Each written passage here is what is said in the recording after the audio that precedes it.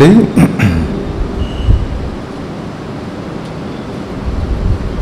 19 వచనాల వరకు కలిసి చదువుకుంటాం.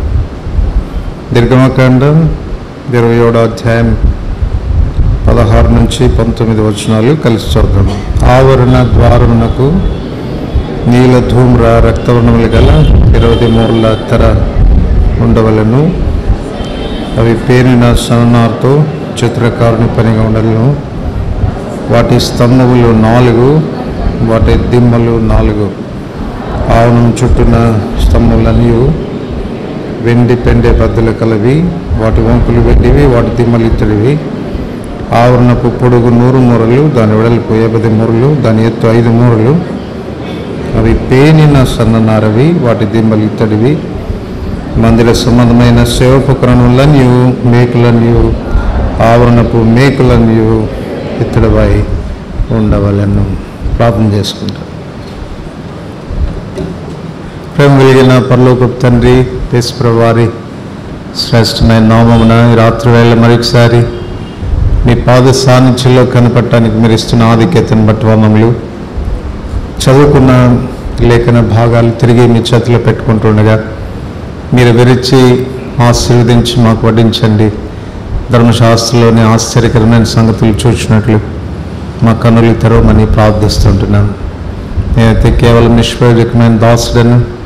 మీరు ఏదైనా అందచేస్తే కానీ నేనేమి చెప్పచాలని నా నిస్సహాయ స్థితిని తెలియచేసుకుంటూ మీ పైన ఆధారపడుతుంటుండగా కనికరం చూపించుము. కూడి వచ్చిన ప్రజలతో మీరే మాట్లాడుతూ రమ్ము. ధర్మశాస్త్రంలో ఆశ్చర్యకరమైన సంగతులు చూసినట్లు మా కన్నులు తెరవము. యేసు ప్రభు నామమున వందనములతో ప్రార్థిస్తున్నాం తండ్రి, ఆమేన్.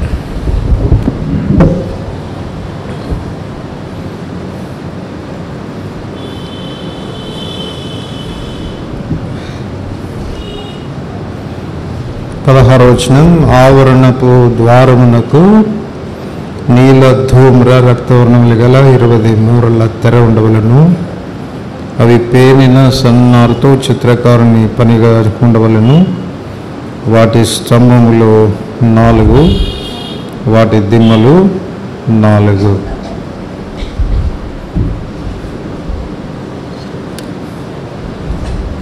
పోయిన పాపర్లో మనం ఆవరణాన్ని గూర్చి మనం చూస్తూ వచ్చినాం. ఆవరణం చుట్టూ కూడా సన్ననారుతో చేయబడినటువంటి ఈ తెల్లటి తెరలు ఉండడం మనం చూడవచ్చు. ఉత్తరము, దక్షిణము, పశ్చిమాన కూడా ఈ 3 వైపులా ఈ తెల్లటి తెర ఉండడాన్ని గురించి మనం ఆలోచించాం. అది ఏం జ్ఞాపకం చేస్తుంది మనకు అనంటే దేవుని యొక్క పరిశుద్ధత అంతస్తును జ్ఞాపకం చేస్తుంది. సో దేవుని యొక్క పరిశుద్ధత అంతస్తును అందుకోగలిగినటువంటి వాడెవడు కూడా లేడు. 15వ కీర్తనలో మనం చదువుకున్నట్లు యెహోవా పరిశుద్ధ పర్వతమును ఎక్కదగిన వాడెవడు. కనుక పశ్చిమాన కానీ దక్షిణాన కానీ ఉత్తరం వైపు కానీ వెళ్ళినప్పుడు ఆ గోడలు లేక ఆ తెరలు చెప్పే మాట ఏంటంటే ద్వారం ఇది కాదు, ఈ రీతిగా నువ్వు లోపలికి ప్రవేశించలేవు అని. అంటే ఈ పరిశుద్ధత అంతస్తును నీ అంతటా నీవు అందుకోలేవు, నీవు ఎక్కలేవు, ప్రవేశం ఇది కాదు అని చెప్తున్నట్లుగా మనం చూడవచ్చు. కనుక ఒక వ్యక్తి ఈ పరిశుద్ధ స్థలంలో ప్రవేశించాలని ఆశించినటువంటి వ్యక్తిని చివరికి ఆవరణం ద్వారం చెంతకు నడిపిస్తున్నట్లుగా మనం చూడవచ్చు. సో ఈ ఆవరణానికి ఒకే ఒక ద్వారం ఉన్నది. అది కూడా తూర్పు దిక్కున 35 అడుగుల వెడల్పున ఉన్నటువంటి ఒకే ఒక ద్వారం ఉంది. ఆ ద్వారం నీల ధూమ్ర రక్తవర్ణములతో పేనిన సన్ననారగా చేయబడి బుటా పనిగా చిత్రకారుని పనిగా చేయబడినటువంటి ఆ తెర. కనుక అది చాలా ఆకర్షణీయమైనటువంటి తెరగా కనపడుతుంది. అదే ఆ ప్రత్యక్ష గుడారానికి ద్వారంగా మనం చెప్పుకోవచ్చు. సో ఈ ద్వారాన్ని గురించి మనం ఆలోచన చేసినప్పుడు కొన్ని సంగతులు మనకు బయలుపడతాయి. మొదటిది, ఈ ద్వారము ఏకైక ద్వారము. తూర్పు వైపున మాత్రమే కనపడుతున్న ఈ ద్వారము మరెక్కడ కూడా ఉండదు. అంటే నలుదిక్కుల్లో మరెక్కడ కూడా ఇది కనపడదు. ప్రత్యక్ష గుడారానికి ఇది ఏకైక ద్వారంగా కనపడుతుంది. ఈ ద్వారం కూడా మన రక్షకుడైన యేసుక్రీస్తు ప్రభువారికి, ఆయనలో కనపడేటువంటి సుగుణాలకు, ఆయన క్యారెక్టర్ లేక ఆయన గుణశీలం, ఆయన వ్యక్తిత్వాన్ని బయలుపరిచేదిగా ఉందని మనం చూడవచ్చు. యోహాను సువార్త 10వ అధ్యాయం 9వ వచనంలో అందుకే ప్రభు స్వయంగా ఈ మాట చెప్తాడు, నేనే ద్వారమును అని. నేనే అనంటే అర్థం ఏంటి? ఇంకెవరూ లేరు అని. ఏకైక ద్వారము అని అర్థం. యోహాను సువార్త 14వ అధ్యాయం 6వ వచనంలో కూడా మనం చూస్తాం, నేనే మార్గమును సత్యమును జీవమును, నా ద్వారానే తప్ప ఎవడను తండ్రి చెంతకు రాడు అని. ఇతరత్ర దేవుని ఆలయాలు అని పిలువబడుతున్న చోట్ల ఏకైక ద్వారం ఉండదు కదా. చాలా రకాలైన ద్వారాలు ఉంటాయి. అఫీషియల్ ఎంట్రన్స్ ఒకటి ఉంటుంది, విఐపి ఎంట్రన్స్ ఒకటి ఉంటుంది, సాధారణమైన ప్రజలు ప్రవేశం కొరకే మరొక ద్వారం ఉంటుంది. కనుక వారి వారి స్థాయిని బట్టి, వారి వారి హోదాలను బట్టి ఆ ప్రవేశ ద్వారాలు వారికి ఉంటాయి. మనలాంటి వాళ్ళు పోతే విఐపి ఎంట్రన్స్ మనకు దొరకదు. ఆ ద్వారం మూయబడి ఉంటుంది, కేవలం ప్రత్యేకమైనటువంటి ప్రజల కొరకు మాత్రమే. కానీ రక్షకుడైన ప్రభు చెంతకు మనం వచ్చినప్పుడు ఆయన దగ్గర ఏ భేదము లేదు. స్థాయిని బట్టి కానీ, కులాన్ని బట్టి కానీ, మతాన్ని బట్టి కానీ, ప్రాంతీయ ప్రాతిపదికన కానీ మన ప్రభు మనకు ప్రవేశం ఇవ్వడు. హెచ్చైన వారైనా, తక్కువైన వారైనా, చదువుకున్న వారైనా, విద్యా విహీనులైనా, ఐశ్వర్యవంతులైనా, దరిద్రులైనా అందరికీ ఆ ద్వారం గుండానే వెళ్ళాల్సిందే. ఒకే ద్వారం, ఆ ద్వారం గుండానే ప్రవేశం కలుగుతుంది. కనుక యేసుక్రీస్తు ప్రభువారే ఆ ద్వారం అని మనం చూడవచ్చు. తర్వాత ఈ ద్వారం లేక ఈ ప్రవేశం అనేది దేవుని చెంతకు మనం వెళ్ళేటువంటి దానికి ప్రవేశ ద్వారం. కాబట్టి ప్రభు చెంతకు వెళ్ళేదానికి కేవలం నేనే ద్వారం చెప్పిన రక్షకుడైన యేసు ప్రభు వారి ద్వారా తప్ప మరి ఎవరి ద్వారా కూడా ఒక మనుషుడు దేవుని సన్నిధానానికి చేరుకోలేడు.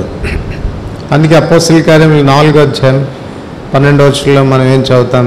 ఆకాశం క్రింద భూమి మీద మనుషుల్లో ఇవ్వబడిన ఏ నామమున రక్షణ లేదు, యేసు నామమునే రక్షణ పొందవాలి. అపోస్తలుల కార్యములు 13వ అధ్యాయంలో కూడా ఈ మాట మనం చదువుతాం. చూడండి, అపోస్తలుల కార్యములు 13వ అధ్యాయం 39వ వచనం. అపోస్తలుల కార్యములు 13వ అధ్యాయం 39వ వచనం.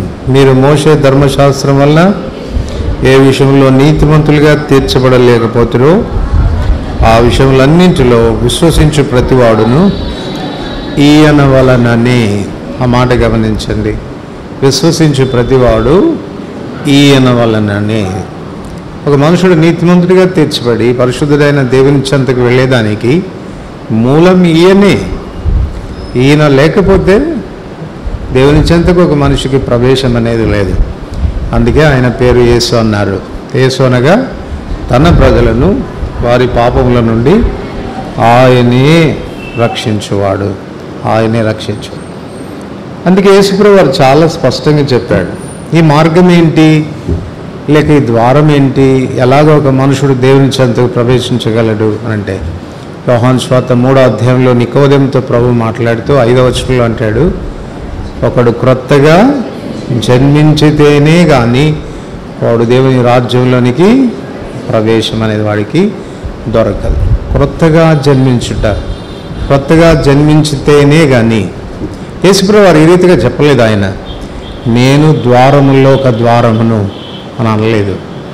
యేసుప్రభువు వారు చెప్పాల్సి వచ్చినప్పుడు మీరు క్రొత్తగా జన్మించితే బాగుండును అని అనలేదు.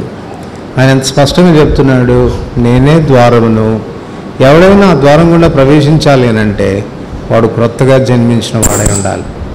మారు మనసు అనుభవం ద్వారా తప్ప ఇతరత్ర ఏ మార్గాల్లో కూడా ఒక మనుషుడు ప్రభు చెంతకి ఎంత మాత్రము రాలేడు. కనుక ఏకైక మార్గం ఏంటంటే రక్షకుడైన యేసుక్రీస్తు ప్రభువారి యొక్క బలియాగమునందు విశ్వాసం ఉంచి పశ్చాత్తాపడి ఆయనను రక్షకునిగా విశ్వసించడం ద్వారానే ఒక మనుషునికి ఆ ప్రవేశం అనేది కలుగుతుంది. కనుక క్రొత్తగా జన్మించాలి. క్రొత్తగా జన్మించడం అంటే ఏంటి? 2 కొరింథీ 5:17 చెప్పాడు కదా, ఎవడన్నా క్రీస్తు నందున్న ఎడల వాడు నూతన సృష్టి.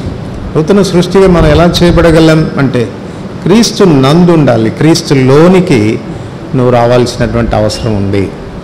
కనుక ఆ పద్ధతి ద్వారా కాక, ఆ మార్గం గుండా ద్వారా కాక ఏ మనుషుడు కూడా దేవుని చెంతకు చేరలేడు అనేది మనకు అర్థమవుతుంది. కనుక ఆయన ఏకైక ద్వారం, దేవుని చెంతకు వెళ్ళడానికి ప్రవేశ ద్వారం ఆయన మాత్రమే. ఇతరత్ర మార్గాలు చాలా మనుషులు ఎంచుకుంటున్నారు.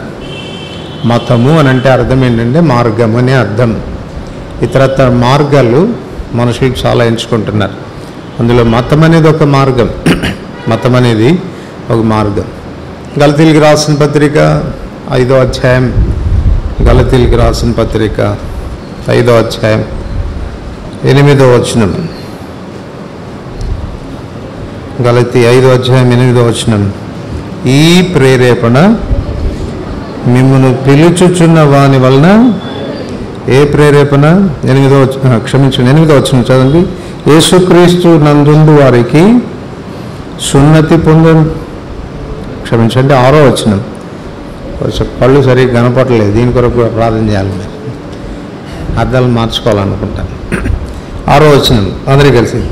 యేసుక్రీస్తు నందుండు వారికి సున్నతి పొందుట అందేమీ లేదు, పొందకపోవటం అందేమీ లేదు, కానీ ప్రేమ వలన కార్యసాధకము విశ్వాసమే ప్రయోజనకరమగును. యూదా మత సంబంధమైన బోధ వలన తప్ప మరితర ఏ విధానంలో ఒక మనుషుడు నీతిమంతుడిగా తీర్చబడడు అని నమ్ముతూ వచ్చినారు. అందుకే వాళ్ళు యేసుక్రీస్తునందలి విశ్వాసం బయలుపడిన తర్వాత కూడా, విశ్వాసం మూలంగా నీతి కలుగుతుంది అన్న సత్యం బయలుపడిన తర్వాత కూడా ఈ సున్నతి సంస్కారాన్ని ఆచరించాల్సిందే అని వారు పట్టుపడుతూ వచ్చినారు. పౌలు ఆ విషయాన్ని వాదిస్తూ వచ్చాడు. సున్నతి పొందుట వలన ఏమీ లేదు, సున్నతి పొందకపోవటం వలన ఏమీ లేదు. నీతి ఒకవేళ ధర్మశాస్త్రం మూలమైందైతే, ధర్మశాస్త్రం మూలమైందైతే మనకి యేసుప్రభువు వారితో ఏ పని లేదు, ఆయనతో మనకు అవసరమే లేదు. ఎందుకు యేసుక్రీస్తు ప్రభువు వారితో అవసరం పడింది అంటే ఈ నీతి అనేది ధర్మశాస్త్ర సంబంధమైన క్రియల మూలంగా జరగదు. చూడండి, రోమా 3వ అధ్యాయం 20-21 వచనాలు కలిసి చదువుతాను. 20-21 వచనాలు. ఏలైనగా ధర్మశాస్త్ర సంబంధమైన క్రియల మూలంగా ఏ మనుషుడు ఆయన దృష్టికి నీతిమంతుడని తీర్చబడడు. ధర్మశాస్త్రం వలన పాపమనగా ఎటిదో తెలియబడుచున్నది. ఎట్లుండగా ధర్మశాస్త్రమునకు వేరుగా దేవుని నీతి బయలుపడుచున్నది. దాని ధర్మశాస్త్రమును ప్రవక్తలను సాక్ష్యమిచ్చుచున్నారు. అది యేసుక్రీస్తునందలి విశ్వాసమూలమైనదై నమ్ము వారందరికీ కలుగు దేవుని. సో ధర్మశాస్త్రానికి భిన్నమైనటువంటి నీతి, వేరైనటువంటి నీతి అది యేసు ప్రభు మూలంగానే కలిగేది. అది ఎలా కలుగుతుంది? విశ్వాసం మూలంగా కలుగుతుంది. కనుక విశ్వాసం మూలంగా కలిగేటువంటి నీతి దేవుని వలన మనకు కలుగుతుంది, యేసు ప్రభు వలన మనకు కలుగుతుంది. అందువలన మతం ఏమాత్రం కూడా మార్గము కాజాలదు అన్నది మనం తెలుసుకోవాల్సింది. తర్వాత రెండవది, చాలామంది ఏం భావిస్తారు అంటే సత్క్రియలను ఒక మార్గంగా ఎంచుకుంటారు. తమ మంచి కార్యాలు తమకు నీతిని తీసుకొస్తాయి అని తలస్తారు. సత్క్రియలు కూడా ఎంతమాత్రం మనుషుని నీతిమంతునిగా తీర్చజాలవు. యెషయా గ్రంథం 64వ అధ్యాయం 6వ వచనం మనందరికీ పరిచయమే. మీ నీతి క్రియలు దేవుని దృష్టికి మురికి పేలికలతో సమానమై ఉన్నాయి. రోమిలికి రాసిన పత్రిక 9వ అధ్యాయం, రోమిలికి రాసిన పత్రిక 9వ అధ్యాయం 31-32 వచనాలు అందరికి కలిసి చదువుతాను. నీతిని వెంటాడని అన్యజనులు నీతిని అనగా విశ్వాసమూలమైన నీతిని పొందిరి. అయితే ఇశ్రాయేలు నీతి కారణమైన నియమమును వెంటాడినను ఆ నియమం అందుకొనలేదు. వారు ఎందుకు అందుకొనలేదు? వారు విశ్వాసమూలంగా కాక క్రియమూనగా అయినట్టు దానిని వెంటాడిరి. సో క్రియల ద్వారా, సత్క్రియల ద్వారా కూడా ఒక మనుషుడు నీతిమంతుడిగా తీర్చబడలేడు. సో సత్క్రియలు దేవుని చెంతకు వెళ్ళేదానికి అవి మార్గము కాజాలవు, ద్వారం కాజాలవు. తర్వాత మూడవదిగా తిమోతికి రాసిన మొదటి పత్రిక 4వ అధ్యాయం, తిమోతికి రాసిన మొదటి పత్రిక 4వ అధ్యాయం మొదటి 3 వచనాలు అందరికి కలిసి చదువుతాం. మొదటి 3 వచనాలు. అయితే కడవరి దినముల్లో కొందరు అబద్ధికుల వేషధారణ వలన మోసపరుచు ఆత్మల యందును దయ్యముల బోధ యందును లక్ష్యముంచి విశ్వాస భ్రష్టులైదరని ఆత్మతేటగా చెప్తున్నాడు. ఆ అబద్ధికులు వాతవేయబడిన మనస్సాక్షి కలిగిన వారై వివాహం నిషేధించుచు సత్య విషయమైన అనుభవ జ్ఞానం గల విశ్వాసులు కృతజ్ఞతాస్తుతులు చెల్లించి పుచ్చుకుని నిమిత్తం దేవుడు సృజించిన ఆహార వస్తువులు కొన్నిటిని తినుట మానవలని చెప్పుదురు. సో దయ్యముల బోధ కూడా ఒక మార్గం. ఏ మార్గం అది? దయ్యాల బోధ ఏంటి చెప్పండి? దయ్యాల బోధ ఏంటి? దేవుని చెంతకు వెళ్ళాలంటే నీ కోరికల్ని చంపుకోవాలి అని చెప్పేది దయ్యాల బోధ. దేవుని బోధ ఏమంటుంది చెప్పండి? యేసుప్రభు చెప్పే బోధ అండి. కోరికల్ని చంపుకోమంటుందా? కోరికల్ని నిగ్రహించుకోమంటుందా? దయ్యంల బోధ ఏంటి? అసలు నీ కోరికలు చంపుకోవాలంటుంది. అంటే నువ్వు వివాహమే చేసుకోకూడదు, తర్వాత కొన్నింటిని తినడము మానేయాలి అంటే. ఒకసారి మేము సువార్తకు వెళ్ళినప్పుడు ఒక ఆయనతో సువార్త చెప్తా ఉంటే ఆయన అన్నాడు, ఏం చేశాడయ్యా మీ దేవుడు నీకు అంటే, నా జీవితాన్ని మార్చాడయ్యా, పాపం చేయకుండా ఉండడానికి ఆయన దోహదపడుతున్నాడు, నీతితో కూడిన జీవితాన్ని ఇచ్చాడంటే ఆయన ఏమన్నాడో తెలుసా అండి? దాందేముందయ్యా, కొంచెం ఉప్పు కారం మానేస్తే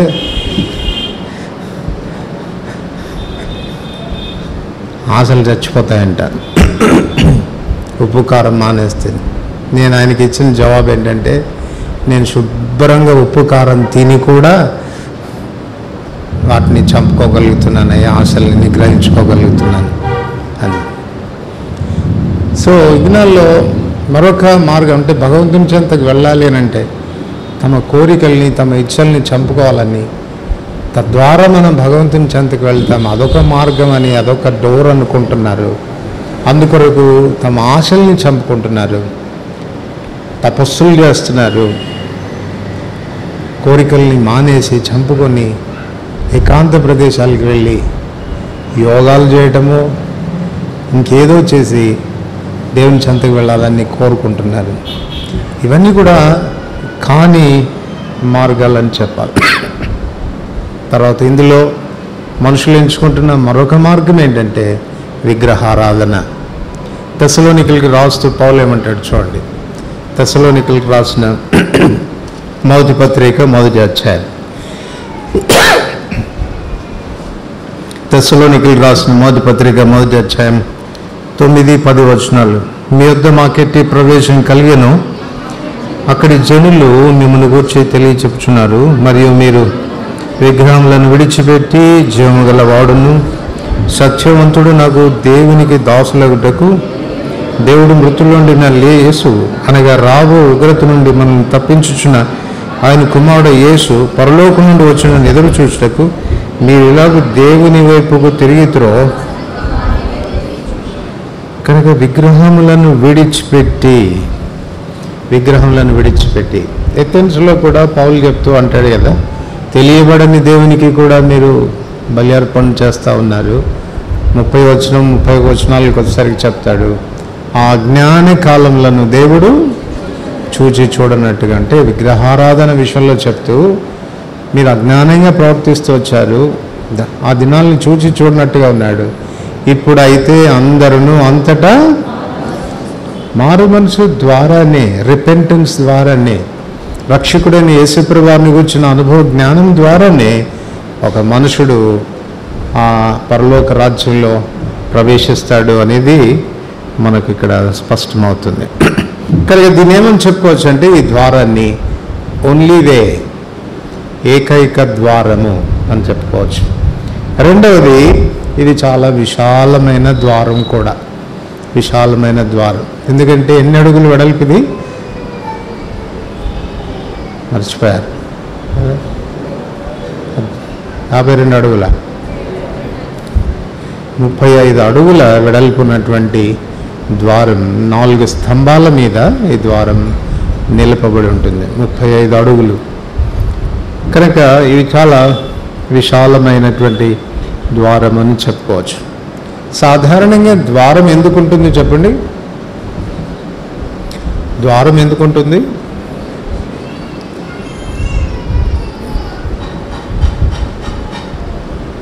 రిస్ట్రిక్ట్ చేయడానికి ద్వారం ఉంటుంది కదా. అనవసరమైన వ్యక్తులు లోపలికి రాకుండా, కాని వారు లోపలికి ప్రవేశించకుండా ఉండేదానికి ద్వారం అనేది ఉంటుంది. ఈ ద్వారం చాలా వెడల్పైనటువంటి ద్వారం.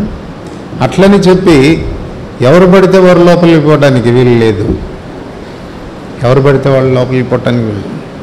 ఒకవైపు ఈ ద్వారం కాని వ్యక్తులని రిస్ట్రిక్ట్ చేస్తూనే ప్రకటన 21 చివరి వచనంలో మనం చదువుతాం, నిషిద్ధమైనదేదైనను అపవిత్రమైనదేదైనను అందులోనికి ప్రవేశింపనే ప్రవేశం. ద్వారం ఒకవైపు నిషిద్ధమైన దాన్ని, అపవిత్రమైన దాన్ని రిస్ట్రిక్ట్ చేస్తూనే, మరొక వైపు విశ్వసించేవారు లేక పశ్చాత్తాపడేవాళ్ళు, ఆయనే రక్షకుడు అని గ్రహించి, ఆయనే ద్వారమన్న విషయాన్ని ఎరిగి, ఆయన ద్వారా తప్ప ప్రవేశం నాకు దొరకదు అని తెలుసుకొని ఆయన యందు విశ్వాసం ఉంచి వచ్చేటువంటి వారిని ఒక్కసారిగా ఎంతమందినైనా చేర్చుకోవటానికి వీలుగా స్వేచ్ఛగా లోపలికి వెళ్ళేదానికి ఆ ద్వారం చాలా విశాలమైనదిగా ఉంచారు. మనందరికీ తెలుసు కదా, అపోస్తల కార్యములు 2వ అధ్యాయంలో పెంతెకోస్తు దినాన పేతురు ప్రసంగించినప్పుడు ఒకేసారి విశ్వసించిన 2000 మందిని లోపలికి తోలేశాడు.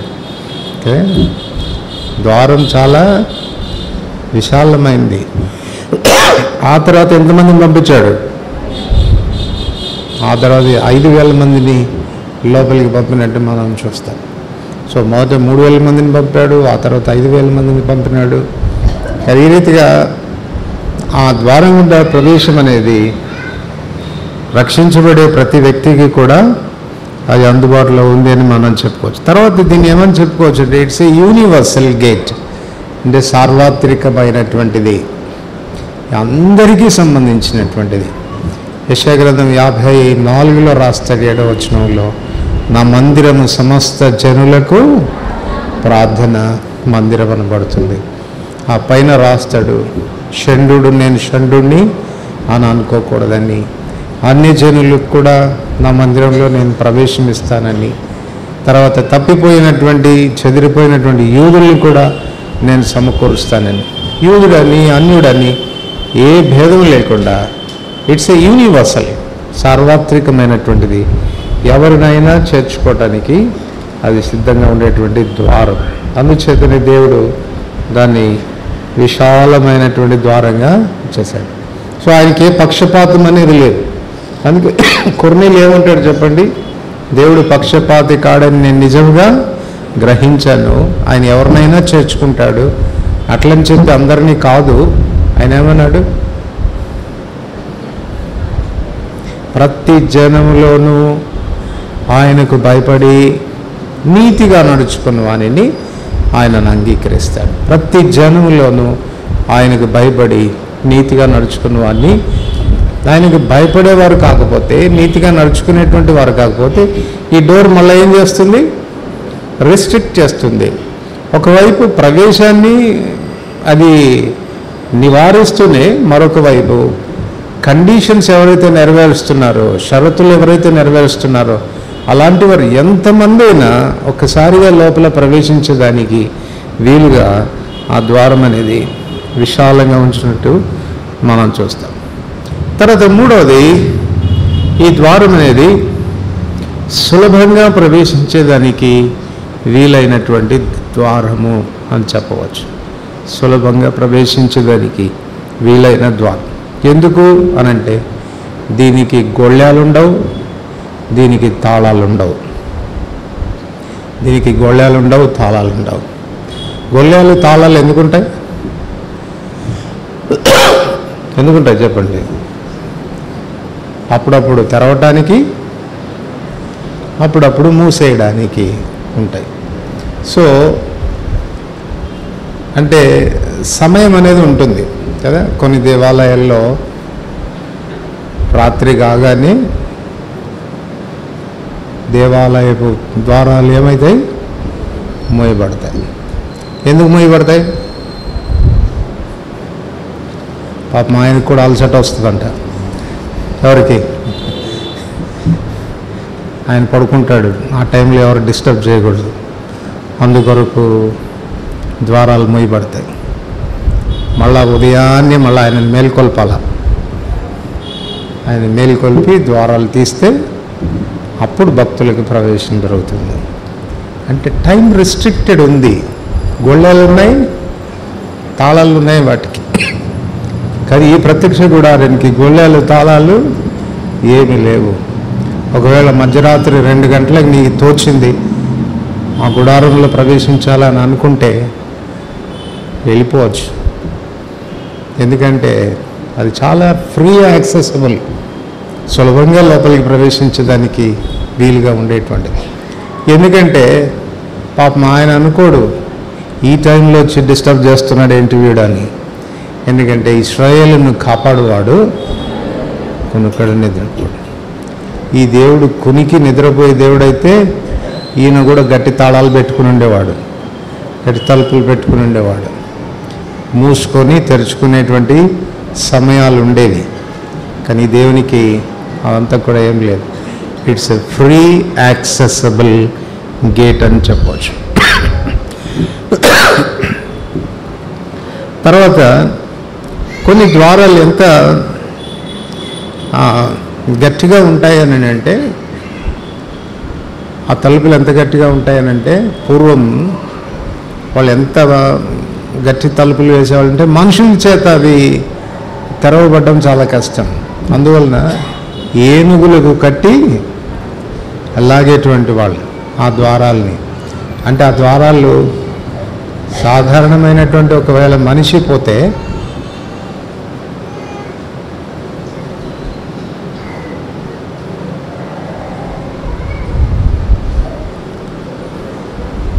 సాధారణమైనటువంటి మనిషి పోతే ఆ ద్వారాలు తెరవబడవు, ఆ ద్వారాలు తెరవబడవు. కానీ ఈ ద్వారం ఎంత సులభమైన ద్వారం చెప్పండి. ఇది ఏంటిది? ఒక తెర మాత్రమే కదా. కొంచెం మందంగా ఉన్నటువంటి ఆ క్లాత్ చేత తెర చేయబడింది. కానీ ఒక చిన్న పిల్లవాడు కూడా ఏం చేయవచ్చు? ఆ తెరను నెట్టి లోపలికి వెళ్ళవచ్చు. ఈ దినాల్లో దేవుని చెంతకు ఒక మనుషుడు రావడానికి మార్గాల్ని ఎంత రిస్ట్రిక్ట్ చేస్తున్నారంటే, ద్వారాన్ని ఎంత రిస్ట్రిక్ట్ చేస్తున్నారంటే అంత సులభమైన విషయము కాదు. సో నువ్వు తలకిందులుగా తపస్సు చేస్తే కానీ ఎక్కడికి పోలేవు, దేవుని చెంతకు రాలేవు, ఆయన కలుసుకోలేవు అని ప్రభు చెంత కలుసుకునేటువంటి విధానాన్ని చాలా టైట్ చేసేస్తున్నారు. అందుకే యూదా మతాన్ని గురించి కూడా రాస్తూ అపోజిట్ పౌలు అంటాడు 15వ అధ్యాయంలో ఫస్ట్ కౌన్సిల్ మీటింగ్లో తను మాట్లాడుతూ అపోస్తల కార్యములు 15వ అధ్యాయం 10వ వచనంలో రాస్తూ అంటాడు, మనము కానీ మన పితరులు కానీ మోయలేని బరువైన కాడిని మీరెందుకు శిష్యుల మీద మోపుతా ఉన్నారు? మతం అనేది ఒకప్పుడు ఎలా ఉంటూ వచ్చింది అని అంటే అది చాలా బరువు అయింది. దాని ద్వారా మనం దేవుని చెంతకు వెళ్ళలేకపోయాము. ఆ తలుపులు తీసుకోవటం మా వల్ల సాధ్యపడలేదు. అంత బరువైనటువంటి ద్వారంలో మనం ఉంటూ వచ్చినాము. ఇప్పుడు దేవుడు ఏం చేశాడు? మనకు ఫ్రీ యాక్సెస్ ఇచ్చాడు. విశ్వసిస్తే చాలు, విశ్వాస హస్తంతో ఆ తెరను అలాగ తాకితే చాలు, ద్వారం తెరుచుకుంటుంది. అందువల్ల కేవలం బై ఫెయిత్, విశ్వాసము ద్వారా మనం రక్షించబడేదానికి దేవుడు ఏర్పాటు చేశాడు. దేవుని చెంతకు మనం రావడానికి సులభమైన మార్గాన్ని ఏర్పాటు చేశాడు. కానీ మతము అనేటువంటి ముసుగులో ఒక మనుషుడు దేవుని చెంతకు వెళ్ళడం అనేది మనుషులు జటిలపరుస్తూ ఉన్నారు, చాలా కష్టపెడతా ఉన్నారు. అందుచేతనే ఏం చేస్తారు చెప్పండి? పాపం మోకాళ్ళ మీద ఎక్కాల్సి వస్తుంది. వాళ్ళు ఎంతో కష్టపడాల్సినటువంటి పరిస్థితులు. కొంతమంది అయితే పాపం 40 దినాలు చెప్పులు లేకుండా నడవాలా, చల్ల నీళ్ళు పోసుకోవాలా,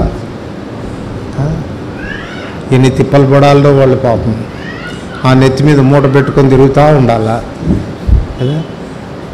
జటిలం చేసేస్తున్నారు దేవుడి దగ్గరికి వెళ్ళడానికి, దేవుని దగ్గరికి వెళ్ళడానికి. దేవుడు అంటున్నాడు, అంత కష్టపడాల్సిన అవసరం లేదు బాబు, మీరు నా యందు విశ్వాసం ఉంచితే చాలు, విశ్వాసంతో ఆ తెరను తాకితే చాలు, డోర్ మీకు ఓపెన్ అవుతుంది. చూడండి, మనం ఎయిర్పోర్ట్స్కి ఇట్లాంటి ప్రదేశాలకు పోయినప్పుడు, కొన్ని షాపింగ్ కాంప్లెక్స్కి కూడా వెళ్ళినప్పుడు, మనం వెళ్ళగానే కారు అక్కడ అడుగు పెట్టగానే డోర్ ఏమవుతుంది?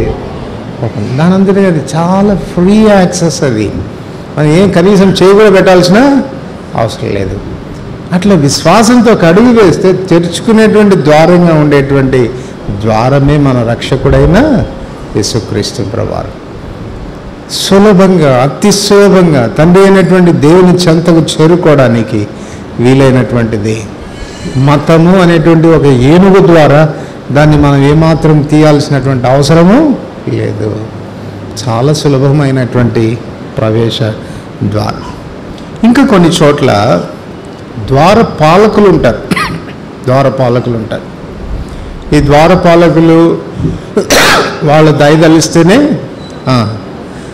డోర్ ఓపెన్ అవుతుంది, లేకపోతే ఓపెన్ కాదు. అందుకే ఒక సామెత కూడా పుట్టుకొచ్చింది కదండి, ఏమని? దేవుడు కరుణించిన పూజారి కరుణించాడని. కనుక ఈ ద్వారపాలకులు కూడా ఏం చేస్తున్నారంటే ద్వారాలు మూసేసి, మా పర్మిషన్ లేనిదే నువ్వు ఎక్కడికి పోవడానికి లేదు, దేవుని దగ్గరికి పోవడానికి లేదు. హైందవుల సంగతి పక్కన పెట్టండి, క్రైస్తత్వంలో కూడా ఈ ద్వారపాలకులు తయారయ్యారు. ఎవరు? Roman Catholic ప్రీస్టులు.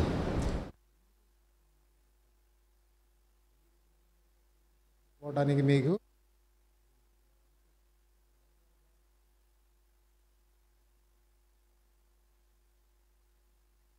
కనుక మేము ద్వారపాలకులు, కానీ మా ద్వారా మీరు అక్కడికి వెళ్ళాలి, లోపలికి ప్రవేశించాలంటే. ఒక కథ చెప్తారు కదా, 2 అన్నదమ్ములు ఉన్నారంట. తమ్ముడు చచ్చిపోయాడు. ఆ అన్నకు తమ్ముడి మీద చాలా ప్రేమ. డౌట్ వచ్చింది, తమ్ముడు పరలోకం పోయాడో లేదో అని. అప్పుడు ఈ క్యాథలిక్ పాస్టర్ గారి దగ్గరికి వచ్చి అడిగాడంట, అయ్యగారు మా తమ్ముడు చచ్చిపోయాడండి, ఆయన పరలోకం పోయాడా అని అంటే, ఈయన కాసేపు ప్రార్థన చేసి ఆయన చెప్పాడంట, లేదయ్యా పోలేదు, ఆ మధ్యాకాశంలో స్టక్ అయ్యాడంట. స్టక్ అయ్యాడు, ఆయన కొరకు చాలా ప్రార్థనలు చేయాలా, ప్రార్థనలు చేస్తే కానీ పోడు. సో ప్రతి వారం వచ్చి నువ్వు ఇంత డబ్బు కడితే ప్రార్థన చేస్తాం, ఎట్లాగైనా పరలోకానికి పంపే బాధ్యత నాది, పంపిస్తాను, కానీ చాలా ఖర్చు అవుతుంది. పాపం నేను వారం డబ్బులు తెచ్చేవాడు ప్రార్థన చేసి ఎక్కడి వరకు పోయాడంటే ఇంకా కొంచెం 10 కిలోమీటర్ల దూరంలో ఉన్నాడు. ఆ తర్వాత ఇంకో వారం పోతే ఇంకొక 5 కిలోమీటర్ల దూరంలో ఉన్నాడు. ఇంకో వారం వెళ్ళేసరికి గేట్ దగ్గరికి వచ్చాడు, పరలోకపు ద్వారం దగ్గరికి వచ్చాడు.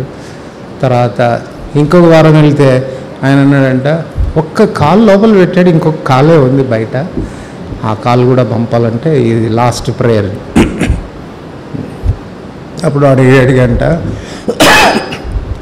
ఏ కాలు పెట్టాడు సార్ లోపల, కుడి కాల ఎడమ కాల ఏ కాలు పెట్టాడు అంటే, కుడి కాలు పెట్టాడయ్యా, ఎడమ కాలు ఇంకా బయట ఉందంటే, ప్రభుకు స్తోత్రం అన్నాడంట.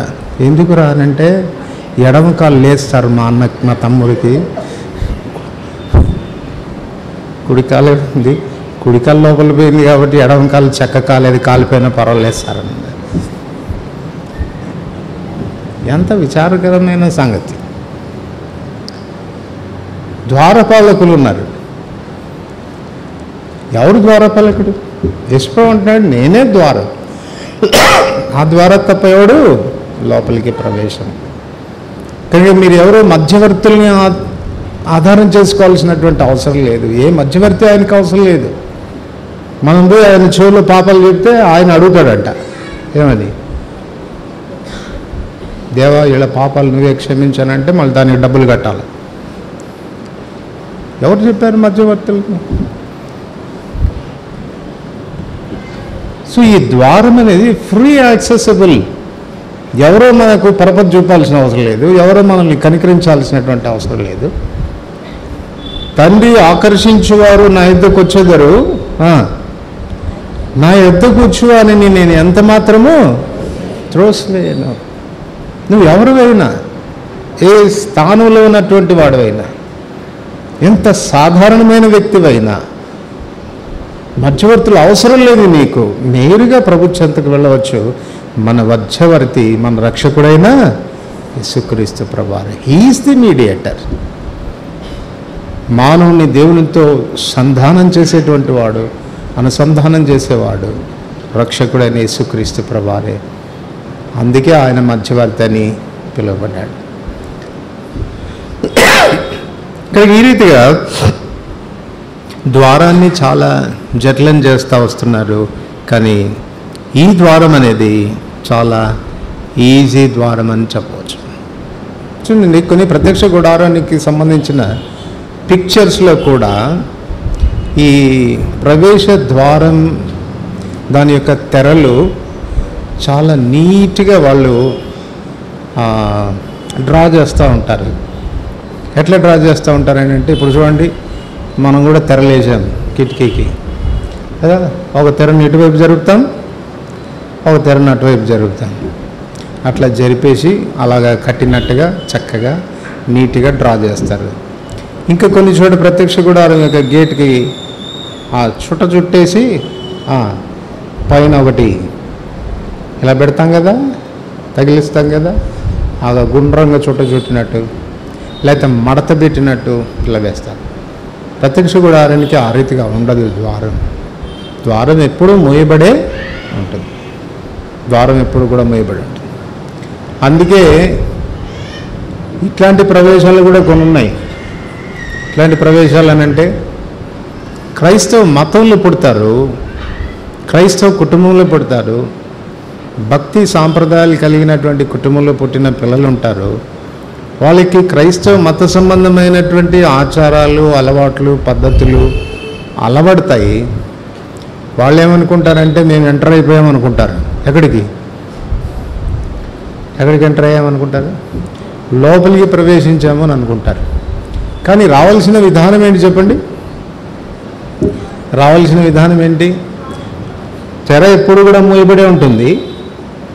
ఆ తెర ద్వారా నీకు ప్రవేశం కలగాలంటే ఖచ్చితంగా నీ చెయ్యి దాని మీద వేసి దాన్ని తోసుకొని లోపలికి వెళ్ళాల్సి ఉంటుంది. ఇట్స్ ఎ పర్సనల్ టచ్, వ్యక్తిగతమైనటువంటి అనుభవం. తల్లిదండ్రులు చెప్పారు కాబట్టో, తల్లిదండ్రులు నేర్పించారు కాబట్టో, తల్లిదండ్రులు అలవర్చారు కాబట్టో, దాన్ని బట్టి వచ్చేటువంటి భక్తి ద్వారా నువ్వెంత మాత్రం ప్రభు చెంతకు చేరలేవు. రక్షకుడైన యేసుక్రీస్తు ప్రభు వారితో నీకు పర్సనల్ ఎన్కౌంటర్, వ్యక్తిగతంగా నువ్వు ఆయనతో ఎదుర్కొంటేనే కానీ, ఆయనతో నీకు సంబంధ బాంధవ్యం అనేది ఏర్పడితేనే కానీ, విశ్వాస హస్తముతో నువ్వు ఆయనను తాకితే కానీ నీకు ఆ ప్రవేశం అనేది దొరకదు. కనుక ఇది పర్సనల్, వ్యక్తిగతమైనటువంటి ప్రభుత్వం మనకు ఏర్పడేటువంటి సంబంధ బాంధవ్యంగా మనం దీన్ని చూడవలసినటువంటి వారంగా ఉన్నాం.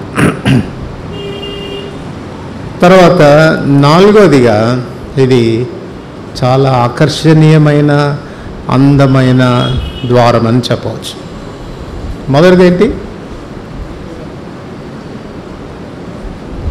మొదటిది ఏకైక ద్వారం. రెండవది విశాలమైన ద్వారం. మూడవది సులభమైన ద్వారం. 4వది ఆకర్షణీయమైన ద్వారం. ఎందుకు ఇది ఆకర్షణీయమైన ద్వారం అయింది అని అంటే మనకు తెలుసు, మిగిలిన చుట్టూ తెరలన్నీ కూడా కేవలం తెల్లగా ఉంటాయి, కానీ ఇది మాత్రం నీల ధూమ్ర రక్తవర్ణములతో పీనిన సన్ననారతో చేయబడిన, బుటాపనిగా చేయబడినటువంటి ఆకర్షణీయమైనటువంటి ద్వారంగా కనపడుతుంది.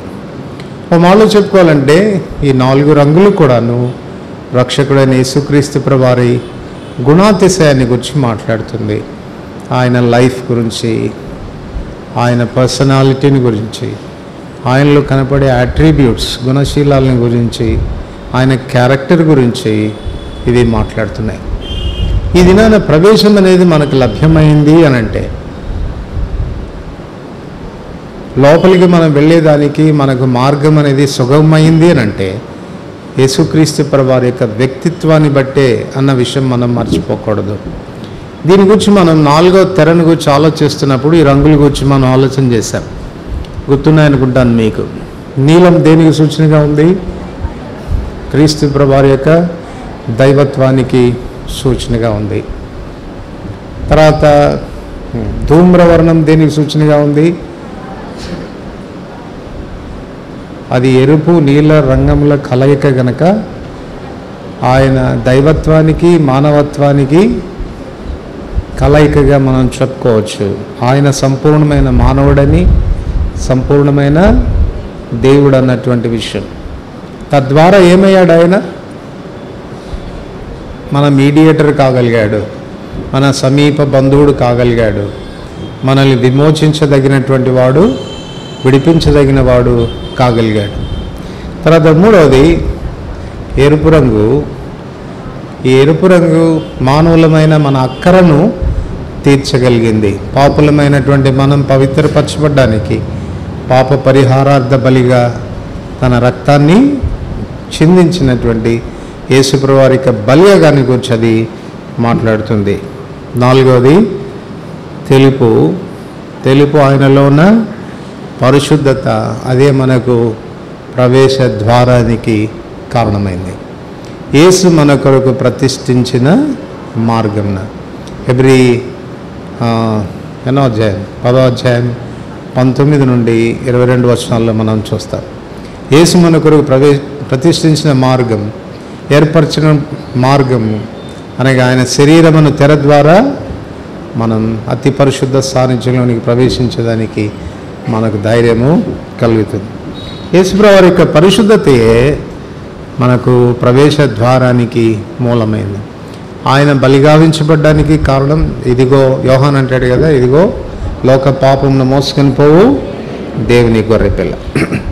కనుక యేసుప్రభువు వారి యొక్క దైవత్వం లేక ఆయనలో ఉన్న పరిశుద్ధత మన కొరకు బలిగావించబడ్డానికి, పాపులమైన మనం పరిశుద్ధుడైన దేవుని చెంతకు ప్రవేశం దొరకడానికి అది కారణమైందని చెప్పవచ్చు.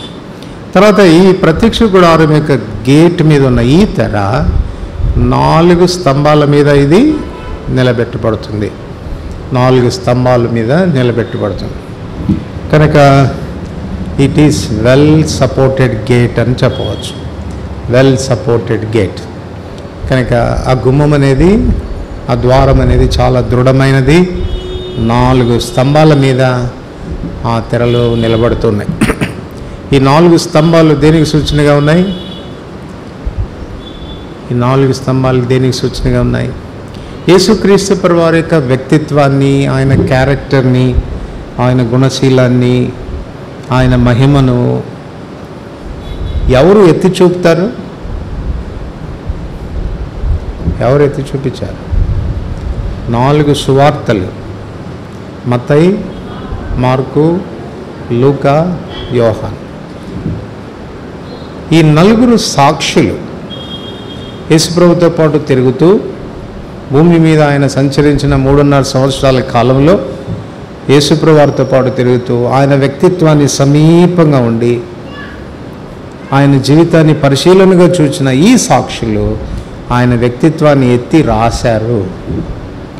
తద్వారా 2, 3 సాక్షుల నోట స్థిరపరచబడుతుంది అని చెప్పిన మాట ప్రకారంగా ఆయన వ్యక్తిత్వం అనేది ఈ 4 సాక్షుల ద్వారా స్థిరపరచబడింది, ఎస్టాబ్లిష్ అయింది.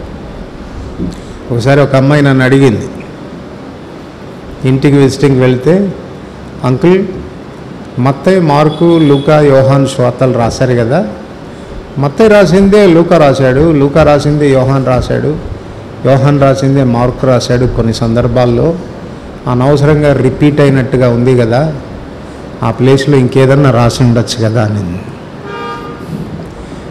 అంటే నేనేం చెప్పానంటే, అమ్మ వాళ్ళు 4 సాక్షులు, 4 విలేకరులు లాంటి వాళ్ళు. ఈనాడు విలేకరి, చెప్పండి, ఆంధ్రభూమి విలేకరి, ఆంధ్రజ్యోతి విలేకరి. ఈ 4 విలేకరులు వాళ్ళు చూసింది వాళ్ళు రాశారు, వాళ్ళు చూసింది వాళ్ళు రాశారు. కొన్నిసార్లు ఏమవుతుందంటే ఒక విలేకరి రాసిందని ఇంకొక విలేకరి రాయకపోవచ్చు, ఎందుకంటే ఆ విలేకరు చూచే దృక్పథం మీద ఉంటుంది, దాని మీద కాన్సన్ట్రేట్ చేస్తాడు, అది రాస్తాడు ఎక్కువగా స్ట్రెస్ చేసి. ఇంకొక వ్యక్తి ఇంకొక కోణంలో చూసి దాన్ని రాస్తాడు. సో ఇప్పుడు కంప్లీట్గా అక్కడ జరిగిన సంఘటన అంతా మనకు అర్థం కావాలంటే ఈ 4 పత్రికలు చదవాలి, 4 పత్రికలు చదవాలి.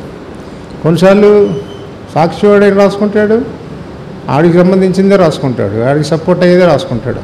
అవతలోడు ఏం తప్పు చేసాడు దాన్ని బాగా ఎన్లైటన్ చేసి రాస్తాడు. సో ఈ 4 పత్రికలు చదివినప్పుడు మనకు కంప్లీట్ పిక్చర్ అనేది వస్తుంది. 2, 3 సాక్షుల నోట స్థిరపరచబడాల్సినటువంటి మాట 4 సాక్షుల నోట స్థిరపరచబడింది. వీళ్ళంతా కూడా రాసింది ఏంటంటే యేసుప్రభు వారి యొక్క వ్యక్తిత్వాన్ని గురించి రాశారు. ఆయన క్యారెక్టర్ ఏంటి, ఆయన జీవించిన విధానం ఏంటి, ఆయనలో కనపడిన మహిమ ఏంటి, ఆయన వ్యక్తిత్వం ఏంటి అన్నటువంటి విషయాలు దగ్గరుండి పరిశీలనగా చూసి రాశారు. వాళ్ళు రాసినప్పుడు వాళ్ళు కాంట్రడిక్ట్ కాలేదు. ఆయన ఏం రాశాడో ఈయన అదే రాశాడు, ఈయన ఏం రాశాడో ఆయన కూడా అదే రాశాడు. తద్వారా అది సత్యమని నిరూపించబడింది. యేసుక్రీస్తు ప్రభువారే మార్గం అన్నటువంటి విషయాన్ని 4 స్తంభాలు సపోర్ట్ చేస్తూ ఉన్నాయి, ఆయన వ్యక్తిత్వాన్ని నిలబెడతా ఉన్నాయి. అందుకే అది చాలా స్ట్రాంగ్ గేట్ అయ్యింది.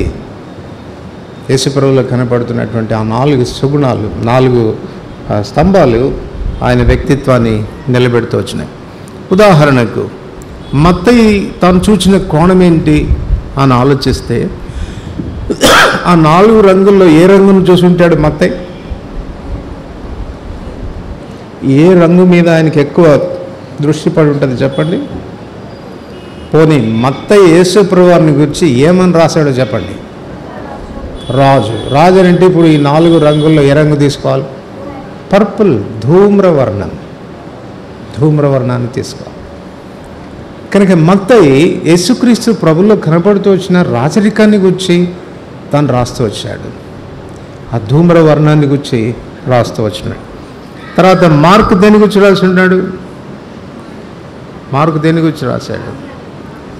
మార్కు యేసుక్రీస్తు ప్రభువారిని శ్రమ పడుతున్న ఒక సేవకుడితో పోల్చాడు, ఒక సర్వెంట్తో పోల్చాడు. యేసుప్రభు అన్నాడు కదా, అనేకుల ప్రాణ విమోచన క్రయధనముగా నా ప్రాణం అర్పించడానికి నేను ఒక పరిచారకుడిగా వచ్చాను. పరిచర్య చేయించుకోవడానికి రాలేదు, ఒక పరిచారకుడు అనేకుల ప్రాణ విమోచన క్రయధనంగా నా రక్తాన్ని చిందించడానికి, శ్రమపడడానికి నేను వచ్చానని చెప్పి. కనుక మార్కు రాస్తూ వచ్చినప్పుడు మార్కు సువార్త అంతట్లో కూడా శ్రమ పడుతున్న ఒక పరిచారకుడైన యేసుప్రభువు వారి జీవితం మనకు బయలుపరచబడుతుంది. అదే లూకా రాశాడు. లూకా ఎవరిని గురించి రాశాడు? పరిపూర్ణమైన మానవుని గురించి రాశాడు. Perfect man. ఇంతకుముందు మనం చెప్పుకున్నాం కదా, పిలాతు అంటాడు, ఇదిగో మనుషుడు అనేవాడు ఉంటే ఇలా ఉండాలి అని చెప్పాడు. మనమంతా ఎవరిని? మనమంతా ఎవరిని? ప్రసంగి 3:18లో రాస్తాడు, కాగా తాము మృగముల వంటి వారని నరులు తెలుసుకున్నట్లు. మనం మనుషులుగా ఎంచబడలేదంట. ఎందుకంటే మానవత్వాన్ని సంపూర్ణంగా మనం కోల్పోయాం. అందుకే మనుషులకు బదులుగా ప్రాయశ్చిత్తం చేయగలిగిన ఒక పరిపూర్ణమైనటువంటి మానవుడు ఎవడు లేకపోయినాడు. మనుషులకు బదులుగా ప్రాయశ్చిత్తం చేయడానికి ఒక పరిపూర్ణమైన వ్యక్తి ఎవడు లేకపోయినాడు. యోహాను సువార్త 11:50లో మనం చెప్పుకునేటట్టు, మనం అందరూ నశించకుండానట్లు మనందరి కొరకు ఒక మనుషుడు చనిపోవటం ఉపయుక్తం, బలిగావించబట్ట ఉపయుక్తం. కానీ ఒక మనుషుడు లేకపోయినాడు. యేసుక్రీస్తు ప్రభువారు పరిపూర్ణమైనటువంటి మానవుడిగా, మనుష్య కుమారుడిగా, కంప్లీట్ మ్యాన్గా తను రుజువుపరుచుకున్నాడు. అది లూకా రాస్తూ వచ్చాడు ప్రస్ఫుటంగా ఆయనను గూర్చి. యోహాను దేని గురించి రాస్తూ వచ్చినాడు? తెల్లని సన్ననారని గూర్చి, దేవుని యొక్క పరిశుద్ధతను గూర్చి రాస్తూ వచ్చాడు. అందుకే ఆయన అంటాడు, ఇదిగో లోక పాపమును మోసుకొని పోవు దేవుని గొర్రెపిల్ల. దేవుని యొక్క దైవత్వాన్ని గురించి, ఆయన పరిశుద్ధతను గురించి రాశాడు. కనుక ఈ నలుగురు కూడాను యేసుక్రీస్తు ప్రభువులో కనబడుతున్న వివిధమైనటువంటి సుగుణాల్ని వాళ్ళు ప్రస్ఫుటంగా రాశారు. ఈ నలుగురు సాక్షుల నోట చెప్పబడిన మాటలు స్థిరపరచబడ్డాయి, స్థాపించబడ్డాయి. అందుకే ఆ గేట్ చాలా దృఢమైనది, స్టాండర్డ్ గేట్ అయ్యింది. కనుక ఆ గుమ్మం ద్వారా మనం ప్రవేశిస్తే నిశ్చయంగా మనకు తండ్రి చెంతకు ప్రవేశం అనేది కలుగుతుంది. అయితే ఇక్కడ మరొక విషయం గమనించాలి. ఈ గేటు ఏకైక ద్వారమని, ఇది సులభంగా ప్రవేశించేదానికి వీలైనటువంటి ద్వారమని, విశాలమైనటువంటి ద్వారమని, అందమైన ద్వారమని మనం వింటూ వచ్చినాం. అయితే ఎప్పుడు దాకా తెరవబడి ఉంటుందో అది కూడా తెలుసుకోవాలి. ఎప్పుడు దాకా తెరవబడి ఉంటుంది? ఎప్పుడు దాకా తెరవబడి ఉంటుంది? కృపకాలం యొక్క ముగింపు వరకు మాత్రమే. కృపకాలం యొక్క ముగింపు. కృపకాలం ఎప్పుడు ఆరంభమైంది? యేసుక్రీస్తు ప్రభువారు శిలువలో బలిగా ఉంచబడిన దినాన్ని నుంచి కృపాయుగం అనేది మొదలైంది. ఎప్పుడు ముగించబడబోతుంది? ఎప్పుడు ముగించబడబోతుంది? సంఘం ఎత్తపడగానే ముగింపులోకి వస్తుంది. సంఘం ఎప్పుడు ఎత్తపడుతుంది? అన్యజనుల సంఖ్య సంపూర్ణమైపోవాలి. అన్యజనుల సంఖ్య సంపూర్ణం. రోమా 11:25 అదే మనం రాస్తాం. మీకు మీరే బుద్ధిమంతులను అనుకొనుకున్నట్లు ఈ మాటలు నేను మీతో చెప్తున్నాను. అన్యజనుల సంఖ్య సంపూర్ణమగు వరకు ఇశ్రాయేలునకు కొంత మటుకు కఠినమైన మనసు దేవుడు కలుగచేశాడు. ఒకవేళ సంఖ్య సంపూర్ణమైందంటే డోర్ ఏమవుతుంది? డోర్ క్లోజ్ అవుతుంది.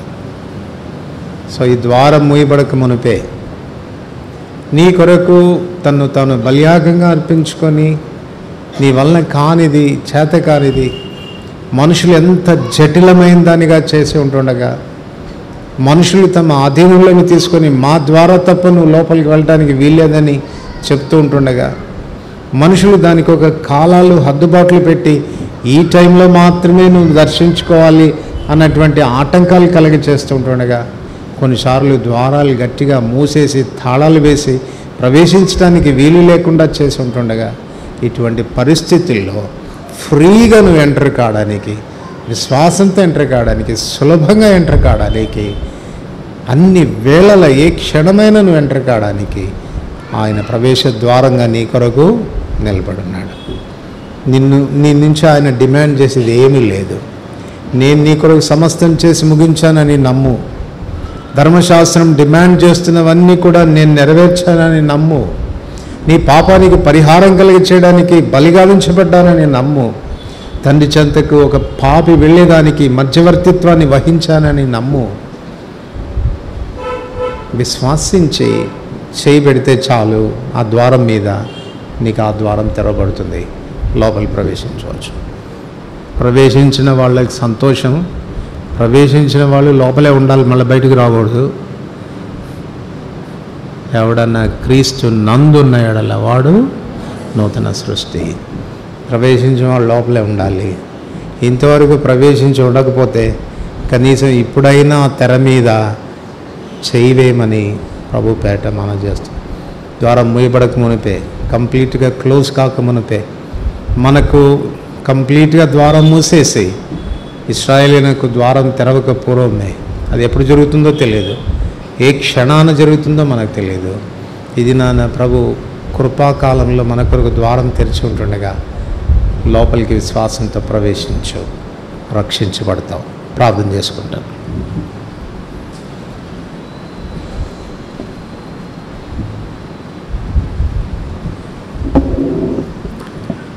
ప్రేమ కలిగిన పరలోకమందున మా తండ్రి, కృప కలిగిన దేవా, యేసు వారి శ్రేష్టమైన నామమున రాత్రి వేళ మరొకసారి మీ పాదసాన్నిధ్యంలో కనబడడానికి ఇచ్చిన ఆధిక్యతను బట్టి వందములు. చదువుకున్న లేఖన భాగముల ద్వారా మీరు మాతో మాట్లాడుతూ వచ్చినందుకు స్తుతిస్తూ ఉంటున్నా. ద్వారమును నేనే అని మీరు సెలవిచ్చినారు. ద్వారం గుండా కాక వేరొక మార్గం ఎక్కువవాడు దొంగ దోచుకునేవాడు అని చెప్పారు.